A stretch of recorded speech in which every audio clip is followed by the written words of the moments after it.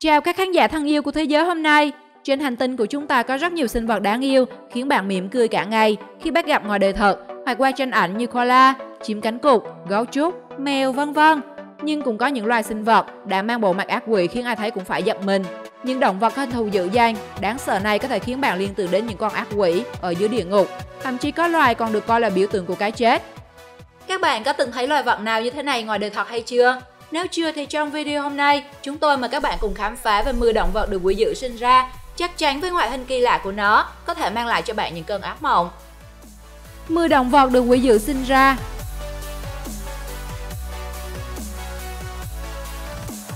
10. Quỷ Tasmania. Kangaroo được coi là vật biểu tượng cho đất nước Australia xinh đẹp, nhưng ít ai biết nơi đây còn sở hữu một loài đặc biệt xấu xí, đáng sợ. Sự đáng sợ của nó đến ngay từ cái tên. Loài thú đặc biệt này của Australia được gọi là quỷ Tasmania. Vậy bạn có thắc mắc tại sao người ta lại gọi loài vật này là quỷ? Quỷ Tasmania là động vật có túi ăn thịt lớn nhất thế giới hiện nay. Chúng sống chủ yếu tại đảo Tasmania, Úc. Chúng có kích thước nhỏ hơn kangaroo rất nhiều lần. Thế nhưng chúng lại là ác mộng đối với các loài động vật và cả người dân. Bởi đây là loài vật có bản năng sinh tồn rất mạnh mẽ. Chúng sẵn sàng lên cơn bất cứ lúc nào, rồi lao vào chiến đấu như điên nếu gặp phải kẻ thù, tranh giành bạn tình hay đơn giản chỉ là để bảo vệ miếng ăn vừa kiếm được. Chúng sở hữu một thói quen khiến cả người dân trong khu vực cũng thấy ngán ngẩm là sở thích đuổi cùng giết tận. Một khi đã xác định được con mồi, chúng sẽ truy sát bằng được mới thôi. Thêm nữa, tiếng gầm gừ của quỷ Tasmania rất đáng sợ. Nó khiến người nghe cảm giác như lạc vào một bộ phim kinh dị vậy.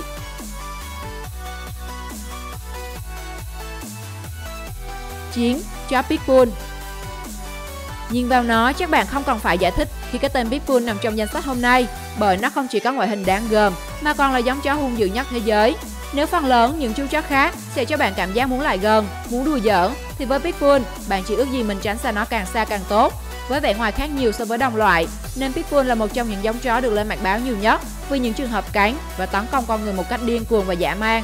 Thậm chí đến cả đồng loại của chúng là chó Berger, một giống chó tranh cừu của Đức, cũng bị Pitbull cắn chết. Thực chất, Pitbull là dòng chó trọi có kích thước trung bình nhỏ. Chúng được huấn luyện để tham gia vào các cuộc thi đấu chó. Chủ nhân của chúng thường cho luyện tập với mật độ dày đặc và bổ sung thêm các chất kích thích để tăng thêm cơ bắp và trọng lượng cho chúng. Chính vì thế mà ngoại hình Pitbull cực kỳ lực lưỡng, săn chắc với khuôn mặt dữ dằn cùng với lời cảnh báo chớ lại gần.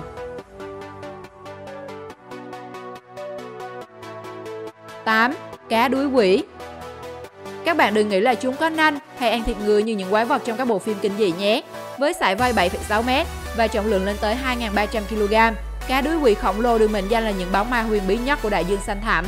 Dù bị gọi là cá quỷ do bề ngoài đáng sợ của mình là có hai chiếc sừng đặc biệt trên đầu, có thể bay lên không trung như chim trong vài giây trước khi rơi trở lại biển xanh. Cá đuối khổng lồ hoàn toàn vô hại đối với con người. Chúng thiếu khả năng chích điện như loài cá đuôi ga độc khét tiếng. Một điều thú vị là cá đuối quỷ khổng lồ cũng là loài có tỷ lệ khối lượng cơ thể với não cao nhất trong họ cá mập và các loài cá đuối khác, được gắn cái mác là cá quỷ, nhưng chúng lại nằm trong sách đỏ của Liên minh Bảo tồn Thiên nhiên Quốc tế IUCN. Nguyên nhân là do cá đuối bị đánh bắt chỉ để làm con mồi cho việc đánh bắt cá mập. Ngoài ra, nhu cầu mang của cá đuối cao để cung cấp cho ngành y học cổ truyền Trung Quốc. 7. Cá mập thiên thần Đại Tây Dương. Thật ra khi nhìn vào loài cá này, bạn sẽ chẳng tin đây là loài cá mập, trông chúng rất giống cá đuối hơn đúng không nào? Cá mập thiên thần vốn được biết đến là loài có những đặc điểm tiến hóa riêng biệt, chưa từng thấy ở họ cá mập nào. Trước đó, quần đảo Canary là thành trì, lãnh thổ duy nhất từng được ghi nhận có loài cá này. Tên gọi cá mập thiên thần bắt nguồn từ hai chiếc vai cực lớn, tạo thành hình giống đôi cánh thiên thần. Loài cá mập này có màu sắc và họa tiết trên cơ thể giống như cát, giúp chúng có thể ẩn mình dưới đáy biển, rình bắt những con mồi bơi ngang qua. Cách đi săn độc đáo này khiến cho cá mập thiên thần được gọi là kẻ đi săn mai phục.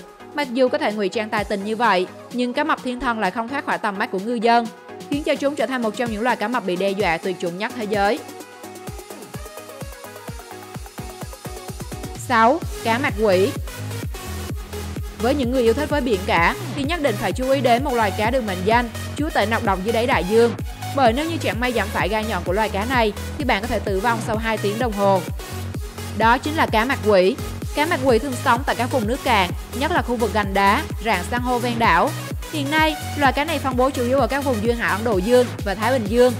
Cá mạc quỷ gây ấn tượng bởi thân hình xù xì, lớp da thô ráp, loang lổ khắp mình màu nâu đỏ lẫn màu rêu với nhiều vai sắc nhọn, có độc ở sống lưng.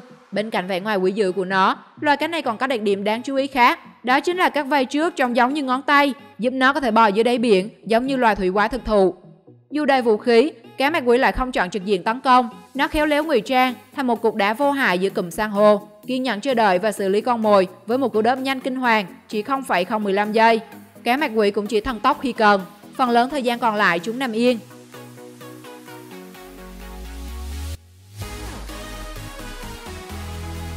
5. Cá mập phơi nắng. Với chiều dài lên tới 8,8 m, đây là loài cá mập lớn thứ hai trên thế giới, chỉ nhỏ hơn cá mập voi. Nếu nói rằng cá mập phơi nắng là loài quỷ dữ sinh ra chẳng sai tí nào, bởi ngoại hình độc lạ và đáng sợ của nó. Bạn nghĩ sao nếu phải đối mặt với một cái miệng hình nón? Khi nó mở ra tự như lốc xoáy, có thể nuốt chửng mọi thứ vào bụng. Chắc chẳng ai muốn chạm mặt nó ngoài đời thật, bởi chắc chỉ nhìn thấy thôi cũng đủ làm chúng ta rớt tim ra ngoài rồi. Mặc dù có vẻ ngoài đáng sợ và kích thước đồ sộ, sinh vật biển này lại ăn được các sinh vật phù du và do đó nó vô hại với con người chúng ta. Được biết trước kia, cá mập phơi nắng có số lượng cực kỳ phổ biến, nhưng hiện tại chúng đang được IUCN liệt vào danh sách những loài vật sắp nguy cấp do bị con người đánh bắt quá mức. 4. Bọ ngựa hoa mặt quỷ. Là một trong những loài côn trùng kỳ dị nhất hành tinh, đôi khi chúng còn được gọi là vua của tất cả các loài bọ ngựa. Lý do tên gọi này xuất hiện bởi chúng sở hữu ngoại hình khá đặc biệt, kích thước lớn và rất quý hiếm. Hơn nữa, chúng có khả năng giả dạng những bông hoa nên thường khiến nhiều người khiếp sợ khi phát hiện ra bông hoa mà mình đang chiêm ngưỡng là một con bọ ngựa. Vì vậy, các bạn có ngắm hoa thì phải cẩn thận nhé. Bọ ngựa hoa quỷ có thể xuất hiện với 3 hình dạng khác nhau, bao gồm hình thù của một loài côn trùng bình thường, hình dáng của cây phong lan và hình dáng của lá cây. Loài bọ ngựa này cũng có khả năng giả dạng thành những bông hoa trong rừng. Đây là thủ thuật để chúng câu con mồi vào trong bẫy và chỉ việc há miệng chờ sung. Sinh vật có độ dài lên tới gần 13 cm, cùng đôi chân dài, 2 chiếc càng gai góc, có khả năng tấn công con mồi trực tiếp và cực kỳ hung bạo. Chính vì vậy mà chúng tôi xếp nó vào danh sách 10 động vật được quỷ dữ sinh ra. Theo các bạn, việc sắp xếp này có đúng không nào?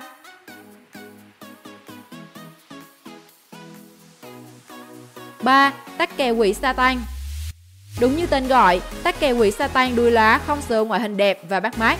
Trái lại, chúng lại trông rất kinh dị và ánh mắt sắc, cặp sừng nhỏ và nụ cười đầy sát khí. Nhưng các bạn có nghĩ mình đang xem một bộ phim kinh dị, hay nghĩ rằng đây là loài vật đến từ hành tinh khác? Dù là nghĩ gì đi nữa, thì chắc chắn chẳng thể yêu thích nổi chúng phải không nào? Mỗi con tắc kè quỷ Satan đuôi lá trưởng thành có chiều dài thân từ 6,5 cho tới 15 cm, bao gồm cả đuôi. Màu sắc cơ thể của chúng cũng biến đổi theo nhiều màu như be, ghi và nâu. Tắc kè quỷ Satan đuôi lá có thể ăn mọi thứ, nhưng chủ yếu vẫn là dế, ruồi, nhện, gián và ốc sên. Nếu ẩn mình giữa những cành cây hay tán lá khô héo, loài tắc kè quỷ Satan đuôi lá rất khó bị những kẻ săn mồi phát hiện, nhờ khả năng ngụy trang có thể nói là tài giỏi bậc nhất của chúng.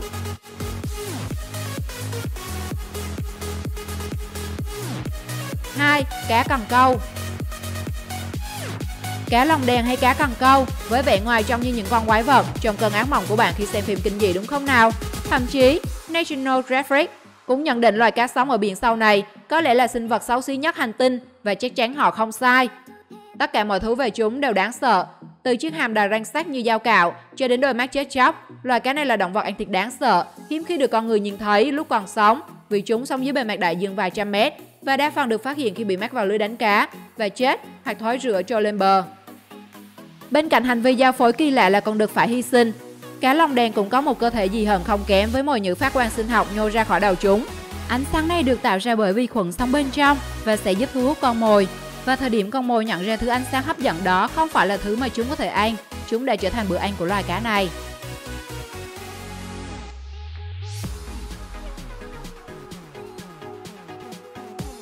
Một. Thằn lằn gai quỷ. Thằn lằn gai quỷ là loài bò sát nhiều gai góc, trông giống như khủng long thời tiền sử. Chúng sinh sống chủ yếu tại sa mạc cát khô cằn ở Úc. Các bạn có đồng ý với thế giới hôm nay là thoạt nhìn chúng không khác gì loài rồng phương Tây trong truyền thuyết khi có sừng và gai tua tủa. Thằn lằn gai quỷ tự vệ bằng những chiếc gai sắc nhọn bảo vệ khắp cơ thể, và tất nhiên không có kẻ săn mồi nào lại muốn nuốt một con mồi gai góc như vậy. Ngoài ra, thằn lằn gai quỷ còn có cơ chế phòng vệ kỳ lạ hơn là phun máu từ mắt vào kẻ thù. Dòng máu phun từ mắt thằn lằn gai quỷ có thể bắn xa tới 1,5 m, được pha trộn với một loại chất hóa học có mùi rất khó chịu, làm cho những con vật săn mồi phải từ bỏ. Thằn lằn gai quỷ có khả năng đổi màu cơ thể và chúng làm điều đó mỗi ngày. Khi trời lạnh hơn, vào sáng sớm và buổi tối, da của chúng có màu sẫm để hấp thụ nhiều bức xạ mặt trời. Nhưng vào thời điểm trưa và chiều, khi trời nóng hơn, thì da của chúng có màu sáng để chống lại cái nắng. Nếu có dịp dạo quanh sa mạc cát ở Úc và nhìn thấy một sinh vật gai góc đang ăn kiến, chắc hẳn bạn đã gặp thằn lằn gai quỷ. Bạn nghĩ sao về hình dáng của những loài động vật mà chúng tôi vừa giới thiệu? Loài vật nào làm bạn sợ hãi nhất? Hãy chia sẻ suy nghĩ của bạn với mọi người trong phần bình luận nhé. Nếu bạn thích nội dung hôm nay, hãy like và share để cho mọi người cùng xem. Và đừng quên đăng ký theo dõi kênh Thế giới hôm nay để chúng tôi có thể gửi đến các bạn những video hấp dẫn nhất. Xin chào và hẹn gặp lại!